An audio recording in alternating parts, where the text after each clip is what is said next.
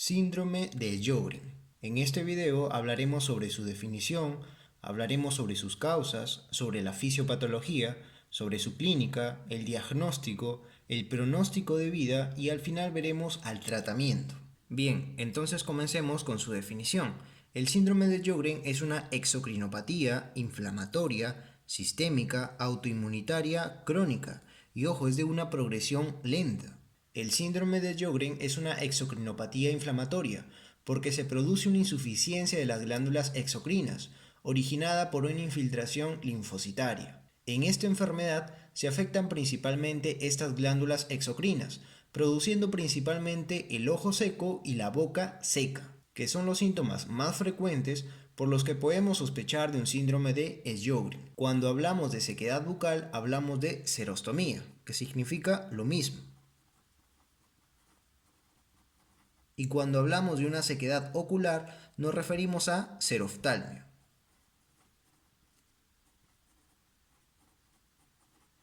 Además, el síndrome de Sjögren se considera una enfermedad sistémica, porque puede afectar a diferentes órganos y puede producir distintos síntomas. El síndrome de Sjögren es más frecuente en mujeres, con una relación de 9 a 1 con respecto a los varones. Será más frecuente en mujeres de mediana edad, es decir, entre los 40 y 50 años. Pero hay que recordar que el síndrome de Sjögren se puede padecer a cualquier edad, incluso en la infancia. Sin embargo, al momento del diagnóstico, la mayoría de personas son mayores de 40 años. Pasemos a su etiología. La causa es desconocida. Pero, ojo, existe una base autoinmunitaria.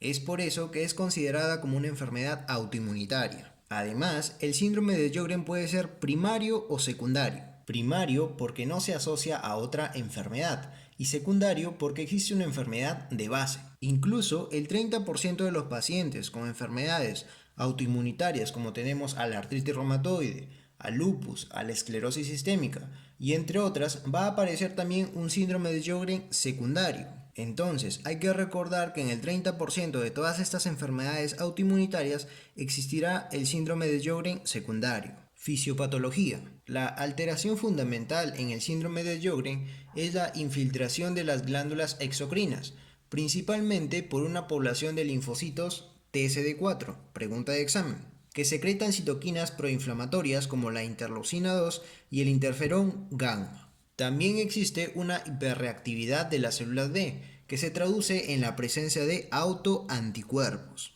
Entonces, en conclusión, las principales células que infiltran las glándulas exocrinas dañadas son los linfocitos T y B activados, donde diremos que las células T predominan en las lesiones leves y que las células B predominan en las lesiones más graves. Y según evoluciona el proceso inflamatorio, se produce una destrucción acinar y una hipofunción glandular. También se describe la influencia de factores virales, como por ejemplo el virus Coxsackie, de factores hormonales y de factores genéticos. Ahora pasemos a ver a su clínica. La clínica del síndrome de Sjögren estará dividida en manifestaciones glandulares y manifestaciones extraglandulares, con predominio de las glandulares. Recordemos que es una exocrinopatía. Existirá un predominio de estas manifestaciones glandulares. Como ya dijimos al inicio, principalmente la disminución de la función de las glándulas lagrimales y de las glándulas salivales. En casi todos los pacientes, el síndrome de Sjögren primario evoluciona de forma lenta y benigna. Y las primeras manifestaciones de este síndrome de Sjögren suelen ser inespecíficas. Es decir, el paciente puede tener, por ejemplo, fatiga, artralgias o puede presentar ya la sequedad de las mucosas. Y durante todo este tiempo, desde que han aparecido los primeros síntomas hasta que la enfermedad se desarrolla por completo, pasan entre 8 a 10 años. Desde que aparecen las primeras manifestaciones hasta que se desarrolla por completo. Recordemos que es por eso que es considerada como una enfermedad crónica. Dentro de las manifestaciones glandulares tenemos a las manifestaciones bucales y oculares, y en algunos casos estas son las únicas manifestaciones. A nivel bucal encontramos a la boca seca o, como dijimos, a la xerostomía. También podremos encontrar caries, una quemazón, tanto de boca como de garganta, una voz ronca, una voz débil, queilitis, que son las llamadas boqueras, y disfagia, produciendo dificultad para masticar alimentos secos e incluso dificultad para hablar de forma prolongada. También podremos ver el aumento de tamaño de las glándulas salivales, principalmente las parótidas. Y esto ocurrirá en el 60% de un síndrome de Sjögren primario, ya que es raro o poco frecuente que aparezca en un síndrome de Sjögren secundario. A nivel ocular tenemos al ojo seco o xeroftalmia.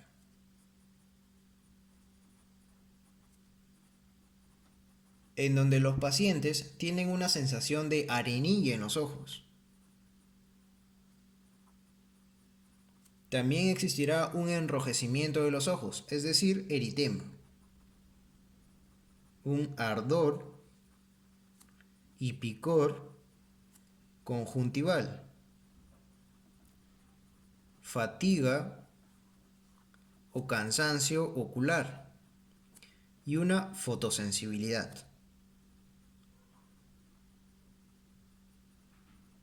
Todos estos síntomas son atribuibles a la destrucción del epitelio conjuntival, que cubre la córnea y el globo ocular, y recibe el nombre de queratoconjuntivitis seca.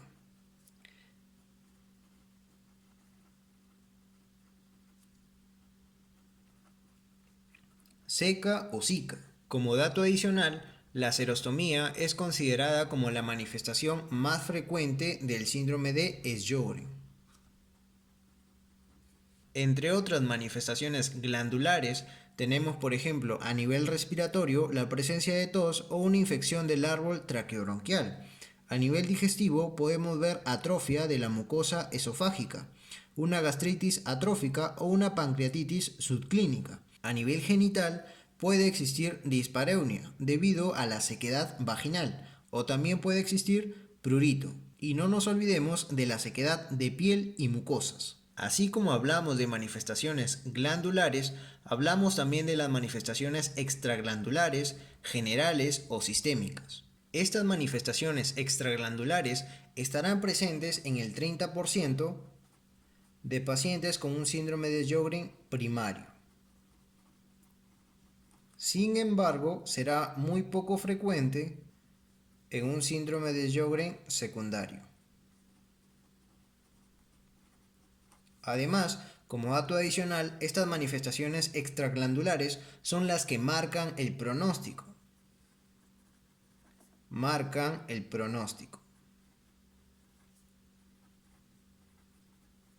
Dentro de las más frecuentes tenemos a las artralgias o artritis, que está representado en el 60%. También se encuentra el fenómeno de Raynaud, representado por un 40%, y linfadenopatías,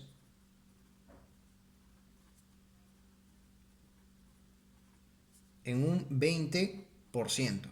Recuerda estas tres manifestaciones, ya que ha sido pregunta de examen. Nos preguntan cuáles son las manifestaciones extraglandulares más frecuentes en el síndrome de Sjögren y nos colocan artralgias o artritis, fenómeno de Raynaud y linfadenopatías. Luego, ya con un menor porcentaje, puede existir una afectación pulmonar, una afectación hepática, puede existir vasculitis o incluso una neuropatía periférica.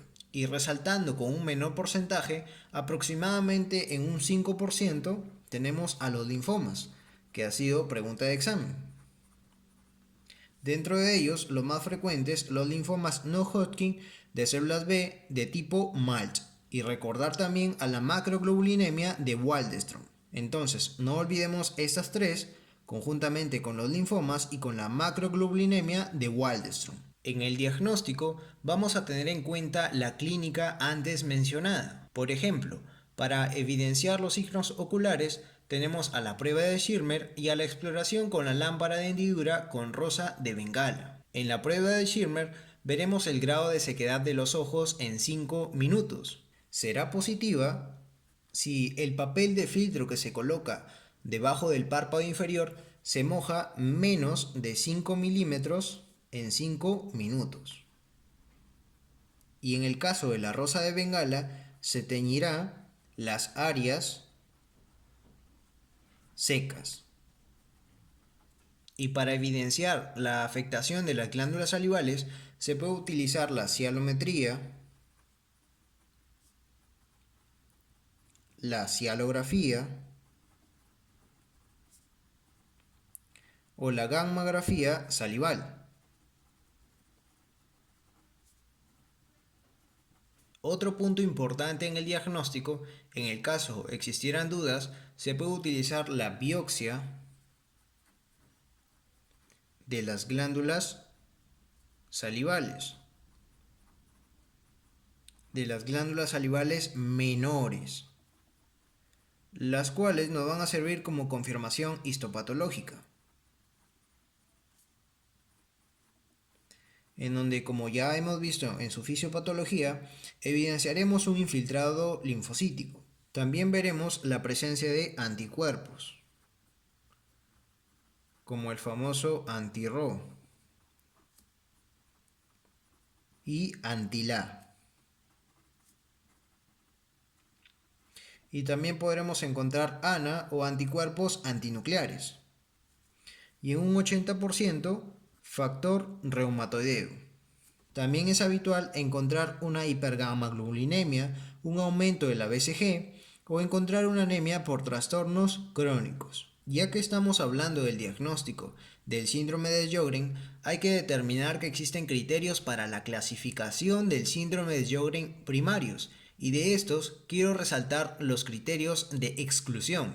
Es decir, todas estas condiciones excluyen el diagnóstico del síndrome de Sjögren. Y tenemos a la historia o antecedentes de radioterapia de cabeza y cuello, a una infección por hepatitis C, al SIDA, a la sarcoidosis, a la amiloidosis, a la enfermedad injerto contra huésped y a la enfermedad relacionada con la inmunoglobulina G4. Ahora pasemos a ver el pronóstico. En general, el pronóstico es bueno y no reduce la esperanza de vida. Incluso la mayoría de los pacientes con síndrome de Sjögren pueden realizar una vida normal. Pero ojo, hablamos de un buen pronóstico en el síndrome de Sjögren primario, ya que un síndrome de Sjögren secundario, el pronóstico dependerá de la enfermedad a la cual esté asociada. Para el síndrome de Sjögren no hay una cura como tal y el tratamiento será sintomático. ¿Qué quiere decir que sea sintomático? Quiere decir que dependerá de las manifestaciones clínicas que aparezcan, que como ya hemos visto, la mayoría son los síntomas de sequedad. Por ejemplo, para la serostomía o sequedad bucal se puede utilizar la saliva artificial. Debe existir una buena hidratación oral, en donde se puede utilizar el agua mezclada con gotas de limón. También se encuentran los chicles y o caramelos sin azúcar. También es importante recordar la higiene bucal, ya que con una buena higiene bucal se estaría evitando las caries y las infecciones. Y en el caso de que existiera una candidiasis oral, se utiliza nistatina tópica o clotrimazol. Y obviamente es importante la visita regular al odontólogo. Para la seroftalmia se debe evitar fumar, se deben también evitar algunos fármacos que podrían ocasionar mayor sequedad. Se utilizan, por ejemplo, lágrimas artificiales.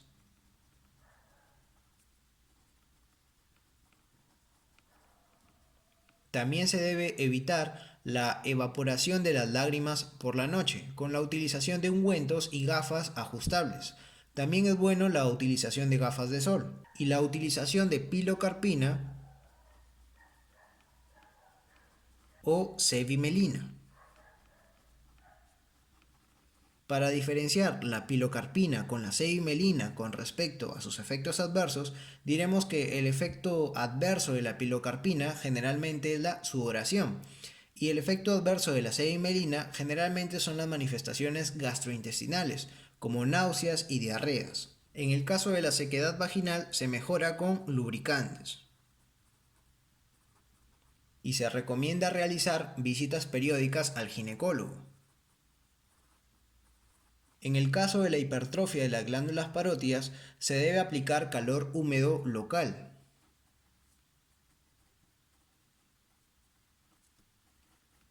Si existe una sobreinfección, se deben aplicar antibióticos y en el caso del dolor, analgésicos.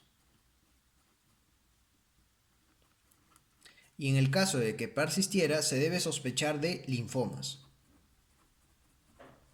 Y obviamente debe descartarse. Debemos recordar que en el síndrome de Sjögren se debe evitar fumar, se deben evitar algunos fármacos como los diuréticos, los anticolinérgicos, los antidepresivos y los antihistamínicos, ya que estos pueden causar mayor sequedad. Dentro de las manifestaciones extraglandulares teníamos por ejemplo a la artritis. Y aquí el tratamiento puede ser tratado por ejemplo con hidroxicloroquina o metrotexato.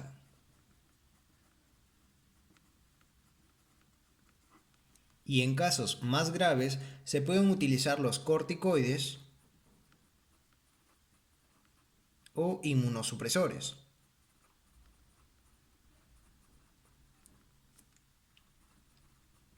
Inmunosupresores, por ejemplo, como la ciclofosfamida o el rituximab. Y así es como culminamos con el tema del síndrome de Sjögren.